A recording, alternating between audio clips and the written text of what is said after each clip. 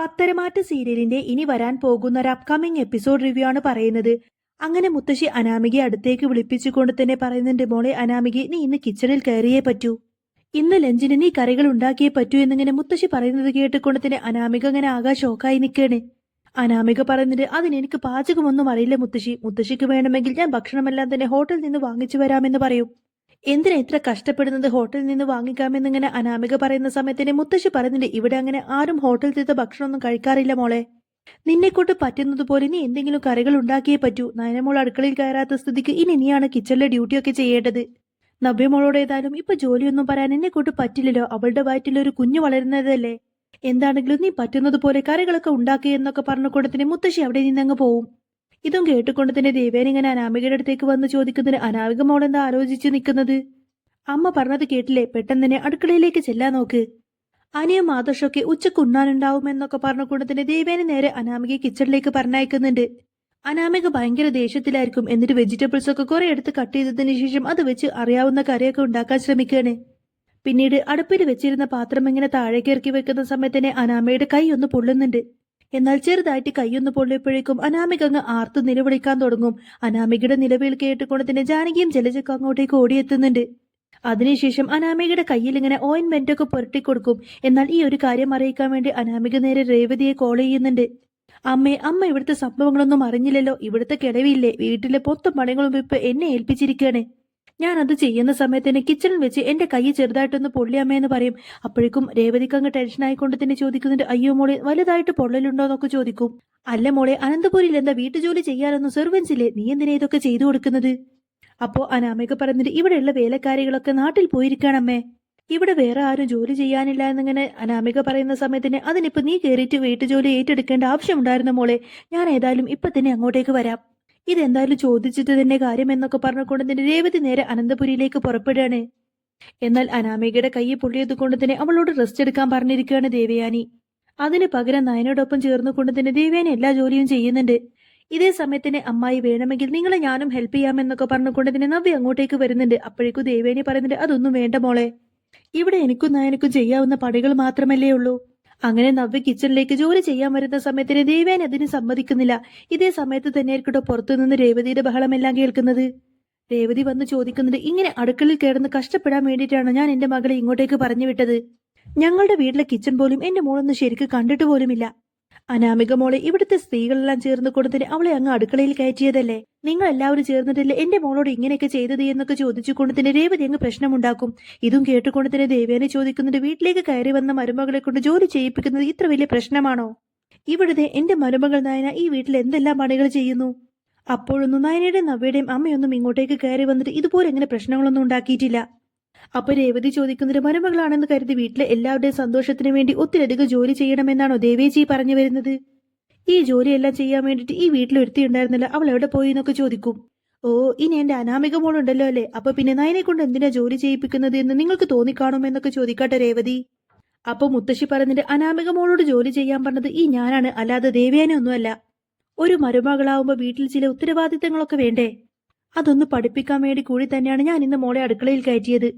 അല്ലാതെ രേവതി കരുതും പോലെ ഇവിടെ ഒന്നും സംഭവിച്ചിട്ടില്ല. മുത്തശ്ശിയുടെ വാക്ക് കേട്ടുകൊണ്ട് തന്നെ രേവതി ഇങ്ങനെ ദേഷ്യപ്പെട്ടുകൊണ്ട് തന്നെ പറയുന്നുണ്ട്, നിങ്ങൾ എല്ലാവരും ചേർന്നുകൊണ്ട് തന്നെ എന്റെ മോളെ ഇവിടുത്തെ വെറും ഒരു വേലക്കാരിയാക്കി മാറ്റാൻ നോക്കുകയാണ്. ഇവിടെ ജോലി ചെയ്യാൻ സെർവൻസ് ഇല്ലെങ്കിൽ എന്നോടൊന്ന് വിളിച്ച് പറഞ്ഞാൽ മതിയായിരുന്നു. എന്റെ വീട്ടിലെ സെർവൻസിന് ഞാൻ ഇങ്ങോട്ടേക്ക് അയച്ചിരുന്നു. ഒരു ഫോൺ കോൾ മാത്രം മതിയായിരുന്നല്ലോ. നിങ്ങൾക്ക് എത്ര സെർവൻസിന് വേണമെങ്കിലും എന്റെ വീണോട്ടിന് ഇങ്ങോട്ടേക്ക് എത്തിച്ചു തരും. അപ്പൊ അനാമികയും പറയുന്നുണ്ട്, അതേ അമ്മേ, ഈ വീട്ടിലെ സെർവൻസിന് കൊടുക്കാൻ ശമ്പളമില്ലെങ്കിൽ എന്റെ അച്ഛന്റെ അടുത്ത് പറഞ്ഞാൽ മതി. എന്റെ അച്ഛൻ കൊടുത്തോളും അവർക്കുള്ള ശമ്പളമൊക്കെ എന്നൊക്കെ പറയാട്ടെ അനാമിക. അപ്പൊ ദേവേനി പറയുന്നുണ്ട്, അനാമിക മോളെ, ആവശ്യമില്ലാതെ ഇങ്ങനെയൊന്നും സംസാരിക്കണ്ട. 19 പേരെങ്കിലും ജോലിക്ക് വെച്ച് അവർക്കൊക്കെ ശമ്പളം കൊടുക്കാനുള്ള ആസ്തിയൊക്കെ ഈ അനന്തപുരി തറവാടിനുണ്ട്. പിന്നെ അനാമികയുടെ അച്ഛന്റെ ആവശ്യമൊന്നും ഇവിടെയില്ല. ആദ്യമായിട്ട് പെൺകുട്ടികൾ അടുക്കളയിലേക്ക് കയറുന്ന സമയത്ത് തന്നെ കൈ പൊള്ളുന്നതും കൈ മുറിയുന്നതൊക്കെ പതിവാണ്. അതൊക്കെ കൂടെ കൂടെ അങ്ങ് മാറിക്കോളും എന്നൊക്കെ ദേവേനി പറഞ്ഞു കൊടുക്കുന്നുണ്ട്. അപ്പോഴേക്കും നവ്യയുടെ മുഖത്തേക്ക് നോക്കിക്കൊണ്ട് തന്നെ അനാമിക ദേഷ്യത്തോടു കൂടെ തന്നെ പറഞ്ഞിട്ട്, ഇവളൊക്കെ ചേർന്നിട്ടില്ലേ മുത്തശ്ശി പിരികേറ്റിക്കൊണ്ടത് എന്നെ അടുക്കളയിലേക്ക് പറഞ്ഞു വിട്ടത്. എന്നെ ഈ അവസ്ഥയിലാക്കാൻ കാരണം ഇവളും ഇവളുടെ അനിയത്തിയും കൂടി തന്നെയാണ്. ഇവള് ഗർഭിണിയാണ് എന്ന പേരിൽ ഒരു പണിയും ഈ നവ്യ ചെയ്യാറില്ലാമെന്നൊക്കെ പറയട്ടെ അനാമിക. അപ്പൊ രേവതി ചോദിക്കുന്നുണ്ട്, ആഹാ, അത് കൊള്ളാലോ, ഇവൾമാരൊക്കെ ഇവിടെ ഇരുന്ന് സുഖിക്കുന്ന സമയത്ത് പോലും എന്റെ മോളെ ഇവിടെ കഷ്ടപ്പെട്ട് അടുക്കളയിൽ നിന്ന് ജോലിയൊക്കെ ചെയ്യണല്ലേ. ആഹാ, അത് ഇവിടുത്തെ ന്യായമാണ്. ഇവളും ഇവളുടെ ചേച്ചിയൊക്കെ ഇവിടെ ഇരുന്ന് സുഖിക്കാൻ വേണ്ടിയിട്ടാണോ ഇങ്ങോട്ടേക്ക് കെട്ടിയെഴുന്നള്ളിയത്? ഇവിടെ എന്താ ഈ അനന്തപുരി തറവാട്ടിൽ പാർഷ്യാലിറ്റി ഉണ്ടോന്നൊക്കെ ചോദിക്കാട്ടോ രേവതി.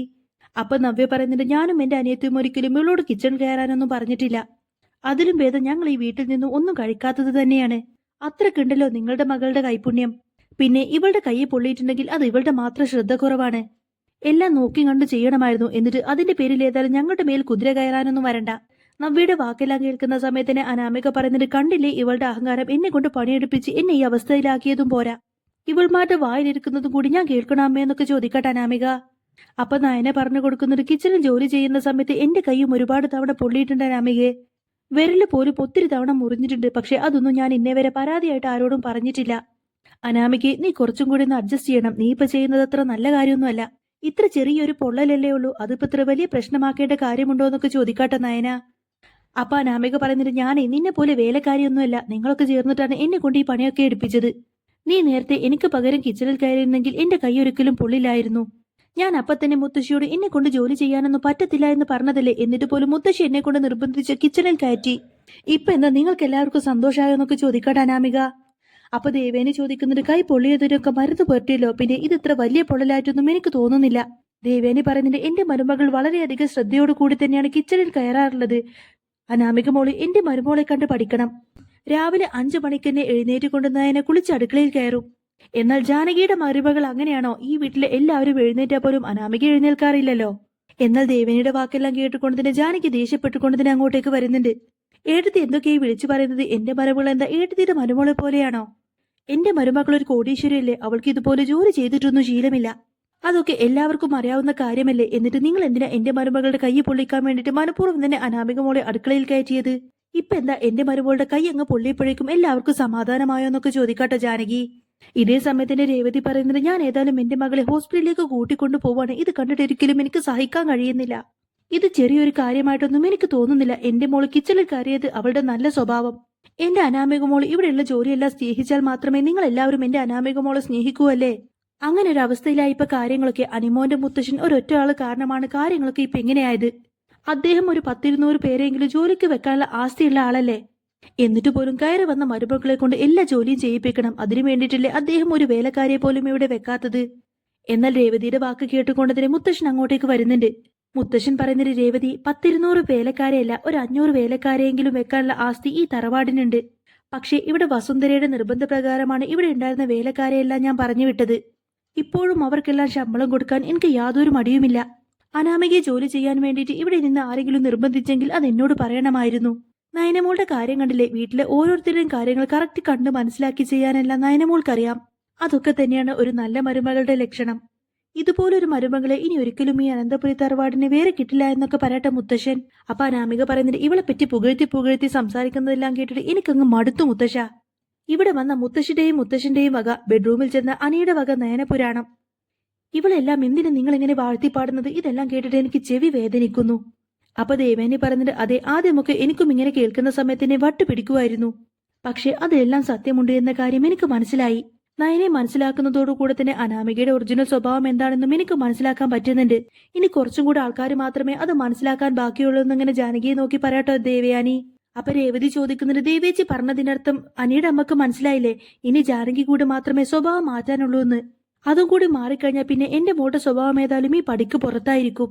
മോൾ ഏതായാലും ഒന്ന് സൂക്ഷിക്കുന്നത് നല്ലതായെന്നിങ്ങനെ രേവതി അനാമികക്ക് പറഞ്ഞു കൊടുക്കാണ്. എന്നാൽ ഇത് കേൾക്കുന്ന സമയത്ത് തന്നെ അനാമികക്ക് അങ്ങ് ടെൻഷൻ ആയിക്കൊണ്ട് തന്നെ ചോദിക്കുന്നത്, അയ്യോ അമ്മ, ഇനി എങ്ങാനും അങ്ങനെയൊക്കെ സംഭവിക്കോ? നയനെ ഈ വീട്ടിലേക്ക് കയറി വന്ന സമയത്ത് നയനെ സ്നേഹിച്ചത് അനിയുടെ അമ്മ മാത്രമാണ്. അവരുടെ സ്വഭാവം എങ്ങാനും ഇനി പഴയതുപോലെയായ പിന്നെ ഞാൻ എങ്ങനെ ഈ വീട്ടിൽ പിടിച്ചു നിൽക്കും? ഇനി അമ്മ പറഞ്ഞതുപോലെ എങ്ങാനും സംഭവിക്കോ എന്നൊക്കെ ചിന്തിച്ചുകൊണ്ട് തന്നെ അനാമിക ആകെ ടെൻഷനായി നോക്കി നിൽക്കുന്നതും കാണിച്ചുകൊണ്ടാണ് കേട്ടോ എപ്പിസോഡ് പൂർണ്ണമാവുന്നത്. അപ്പോൾ നിങ്ങൾക്ക് ഈ ഒരു ചാനൽ ഇഷ്ടമായി എന്നുണ്ടെങ്കിൽ എന്നും ഇതേപോലത്തെ റിവ്യൂസൊക്കെ കേൾക്കാൻ താല്പര്യമുണ്ടെങ്കിൽ തീർച്ചയായിട്ടും നിങ്ങൾ എൻ്റെ ചാനൽ സബ്സ്ക്രൈബ് ചെയ്ത് സപ്പോർട്ട് ചെയ്യാൻ മറക്കല്ലേ.